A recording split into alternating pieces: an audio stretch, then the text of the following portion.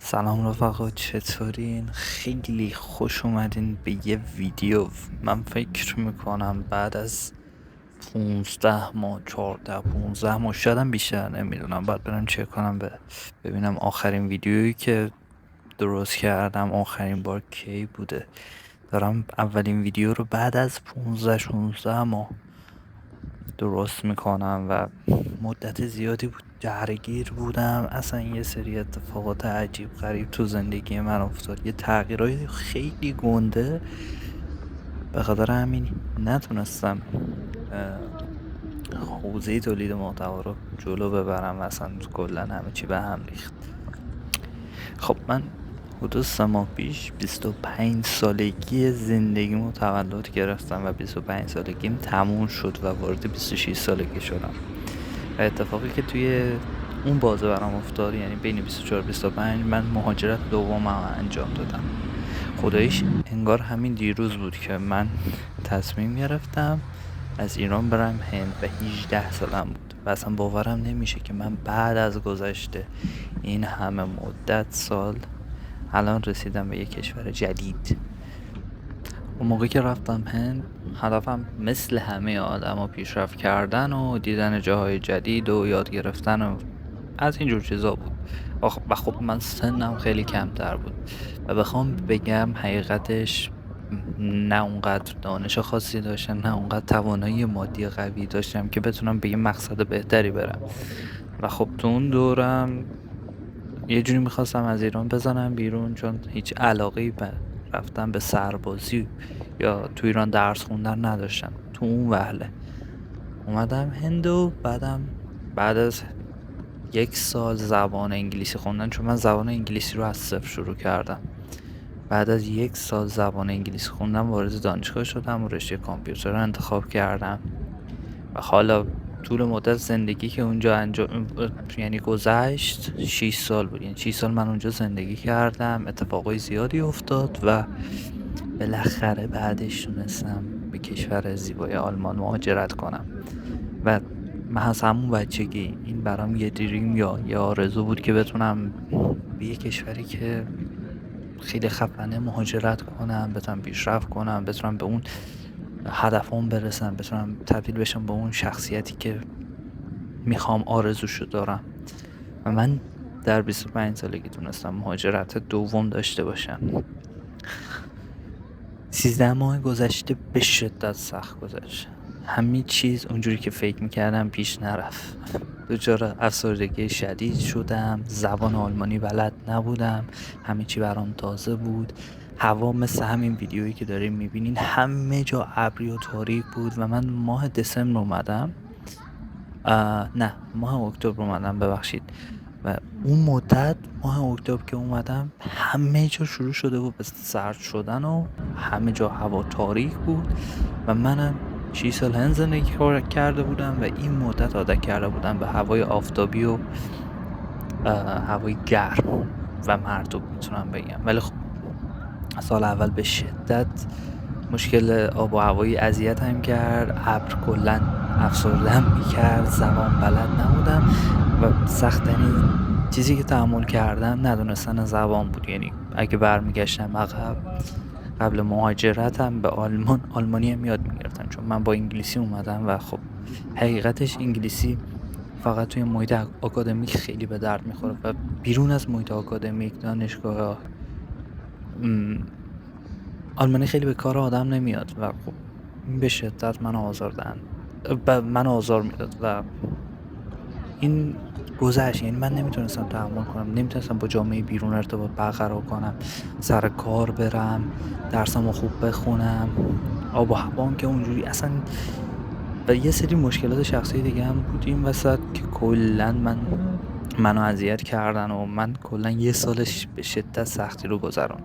ولی خب طی این مدت هی داشتم سعی میکردم زبان یاد بگیرم، زبان میخوندم، چند تا امتحان زبان دادم تا یه سطح نسبتا معمولی خودم رو رسوندم، ولی کافی نیست حقیقتش. حالا هم که دارم از کوچه پس کوچه های آلمان براتون ویدیو میگیرم، حالا میشه گفت یه ولاگ توری براتون میگیرم. میخواستم همین موضوعات رو باتون گپ بزنم از داستانی که برای من گذشت، سختی‌هایی که برای من گذشت. حاجی من میدونم که مسیر موفقیت یا مسیر این که بخوای یه زندگی جدید رو شروع کنی، به یه سری دستاوردا برسی، پر از پیچ و خمه و این کلا طبیعت زندگیه. و خب قاعدتا هم همیشه نباید همه چی آسون پیش بره. اگه همه چی آسون پیش بره خب اصلا با طبیعت دنیا نمیخونه حقیقتش. ولی میخوام بگم که من این مدت خیلی سختی کشیدم ولی تحمل کردم. میتونم بگم این سختی ها از من کرکتر مرتب تر، منظم تر، با اراده تر، قوی تری ساخت. و خب هر چیزی تو این دنیا هزینه داره دیگه و خب هزینه پیشرفتم سختیه. یعنی بدون سختی فکر میکنم هر دستاوردی یه تقلبی توشه، یه دروغی توشه. وقتی قبول کنیم طبیعت دنیا بر اساس سختیه، به دست آوردن سختی، خواستن رنجه، خب راحت‌تر میتونیم با این کنار بیایم که اوکی، من وقتی میخوام به یه چیزی برسم باید سختیشو قبول کنم. و خب هدفم هم از این کشور اومدن این بود که بتونم مسیری که دوست دارم و جلو برم و کرکتر قوی تری بشم، بتونم کاری که دوست دارم رو پیدا کنم هم و بشم یه آدمی که همه به عنوان یه آدم خفن بشناسن و مخصوصا ایرانی، بگم فلانی مثلا یه آدم خفن تو کار خودشه، ایرانیه و میتره کنه این تو این بیزینس، تو این کار، تو این تکنولوژی. یه همچین مایندستی من دارم و حقیقتش براشم دارم میجنگم. این بود یه خلاصه خیلی خیلی خیلی خلاصه حالا نمیدارم دیگه، اتفاقای زیادی این مدت افتاد ولی این بود خلاصه ترین چیزی که میتونستم بگم چه اتفاقای در گذشته افتاد، تو این 13-15 ماه گذشته افتاد.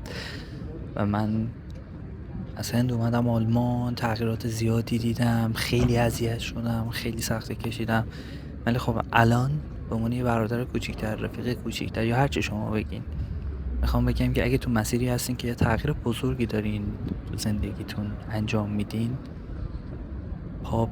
پا پس نکشید. اگه درست گفته باشم دلیلش اینه که بعد سختی راحتی هستش و همیشه هم اون سختی نمیمونه. تلاش کنید. میدونم بعضی وقتا تنهایی هست، میدونم مشکلات مادی هست، میدونم افسردگی هست، میدونم 1001 مشکلی هست که آدم شاید نتونن درک کنن، خیلی شاید نتونن درک کنن و خودتون دارین توی یه سختی خاصی زندگی میکنید ولی خب میگذره.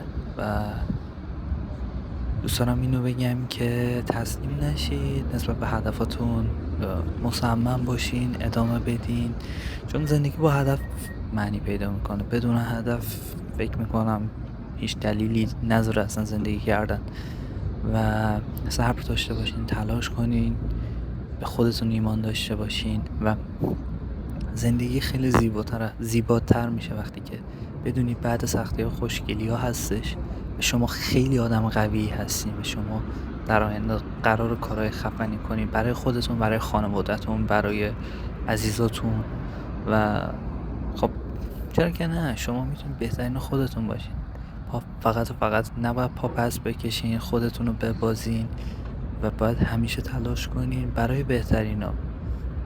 به خودتون ایمان داشته باشین و مرسی که تا اینجا یه ویدیو حرفای منو اگه تا اینجا ویدیو شنیدید دمتون گرم که شنیدید. من بعد از مدت ها یه ویدیو گذاشتم، اینم از شهر قشنگی بود که براتون ویدیوشو گذاشتم. خیلی شهر خوشگلیه، شهر مینیمال، رنگی و اینم منم که از سرما دارم مینالم.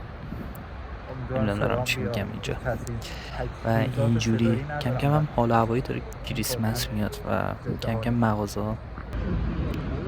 دارن درختای کریسمسی طوری میذارن، مغازه ها رو دکور میکنن و کم کم بازاره معروف وایناخت مارکت توی آلمان داره به راه میفته و فصل باحالیه اینم برای خودش.